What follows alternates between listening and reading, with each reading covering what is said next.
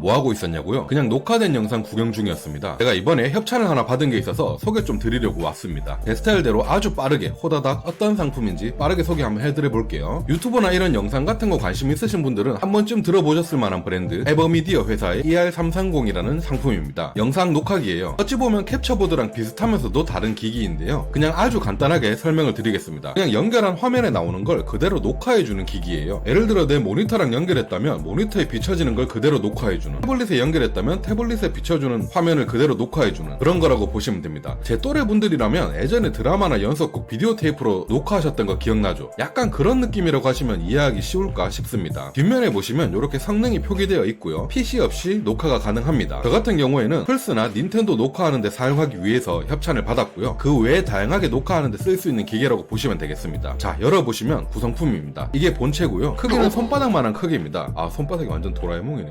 그리고 후면입니다. 단자들이랑 아웃 HDMI, 여기에는 모니터를 연결해 주시면 되고요. 인 HDMI, 여기는 내가 원하는 기기, 저 같은 경우에는 플스나 닌텐도를 쓰겠죠. 그런 걸 연결해 주시면 됩니다. 스트리밍도 가능한데 그런 걸 하시려면 옆에 랜선도 꽂을 수 있고요. 그냥 단순 녹화만 하실 거면 요건 필요 없습니다. 그리고 DCIN에는 전원이랑 연결해 주시면 됩니다. 아주 간단하죠. 그리고 아래에 구성품들이 있는데 전원 코드고요. 리모컨입니다. 배터리는 따로 들어있지 않습니다. AAA 건전지 2개 들어가고요. 그리고 리모컨으로 다 조작이 가능해서 정말 간편하더라고요. 그리고 각종 단자들, 그리고 요건 구형 TV나 뭐 옛날 게임기 있잖아요. 레트로 게임기, 그런 거 연결할 때 쓰는 것 같고요. HDMI 선 하나 들어있습니다. 그리고 사용 설명서 있고요. 요렇게 구성품이 있지만 리모컨이랑 전원, HDMI 요 정도만 있어도 충분하다고 생각합니다. 일단 닌텐도부터 녹화해 보도록 할게요. DC-in에 전원 잭을 꽂아주시고요. HDMI-in에 닌텐도 독이랑 연결된 선을 꽂아주시고요. HDMI 아웃에 내가 볼 화면, 모니터나 TV를 꽂아주세요. 그리고 옆면에 보시면 USB랑 SD카드 꽂을 수 있는 곳이 있습니다. 여긴 녹화한 파일을 저장하는 곳을 연결하는 거예요. 저 같은 경우에는 외장 하드를 연결했습니다. USB 플래시 드라이브는 지원이 되지 않는다고 하니까 요거는 꼭 참고해주세요. 저희 집에 있는 USB를 꽂아봤는데도 안 되더라고요. 그리고 처음에 연결할 땐 펌웨어 업데이트를 해야 되니까 펌웨어는 저장기기에 다운받아 넣으시면 됩니다. 저 같은 경우에는 외장 하드에 넣어뒀죠. 펌웨어는 더보기란에 링크를 걸어 놓을게요. 이렇게 링크를 들어가셔서 다운로드 클릭하시면 밑으로 쭉 내려가는데 여기서 최신 거를 다운받으시면 됩니다. 그리고 요거를 저장 공간에 넣어두시면 돼요. 그리고 리모컨으로 전원 버튼을 눌러주시고 연결된 모니터를 켜보시면 이렇게 설정이 뜰 겁니다. 리모컨으로 한글 설정해 주시고요. 오케이 눌러서 넘어가 주시면 됩니다. 그리고 리모컨에 메뉴 버튼을 눌러주시면 이렇게 설정을 할 수 있는데요. 기본으로 되어 있어서 딱히 설정해 줄 필요는 없었습니다. 저는 하이라이트 켜기만 좀 바꿔줬어요. 이건 실수로 녹화 저장을 하지 않았을 경우 5분 전 거, 3분 전 거 이런 거를 녹화할 수 있는 기능이에요. 예전에 플스4에 있던 기능이랑 비슷한데 플스5에는 왜 없는지 모르겠습니다.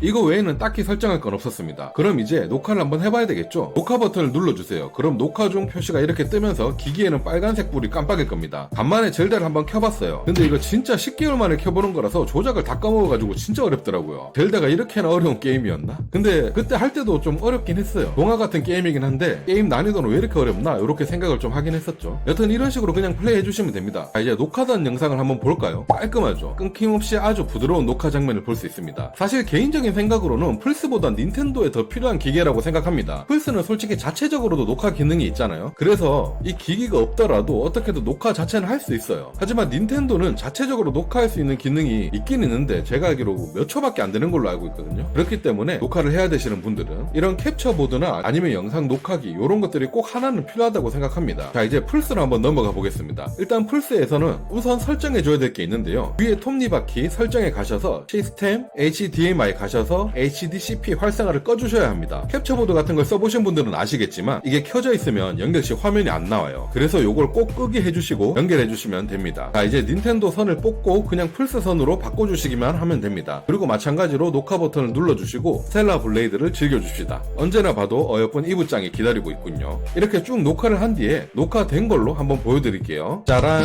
이렇게 깔끔하게 녹화된 걸 보실 수 있습니다. 어찌 보면 제가 설명을 구구절절 좀 복잡하게 했다고 느껴질 수 있겠지만 한번 해보시면 상당히 간단합니다. 제가 처음에 말한 것처럼 그냥 화면에 나오는 거 그 자체를 그대로 복사하는 기기라고 생각하시면 좀 편하실 거예요. 그리고 아까 말했듯이 기기 자체에 녹화 기능이 거의 없다시피 한 닌텐도에 쓰기에는 상당히 최적화된 기계라고 생각하고요. 플스5도 녹화 기능 자체가 있긴 하지만 좀 더 편리하게 녹화할 수 있다는 점, 오늘은 이렇게 간단하게 제가 쓰는 기능에 대해서만 설명해 드렸는데 이거 외에도 PC 없이 스트리밍도 가능하고 이 외에 다른 것들도 모니터로 출력만 할 수 있다면 녹화가 가능하기 때문에 더 넓은 범위로도 충분히 사용할 수 있을 것 같습니다. 오늘 협찬을 기회로 에버미디어 관계자분들을 통해서 추후에 좀 더 다양하고 쓸만한 장비들을 알게 되어서 협찬받게 되거나 하면 또 추천드릴 만한 기계를 가지고 찾아오도록 하겠습니다. 감사합니다.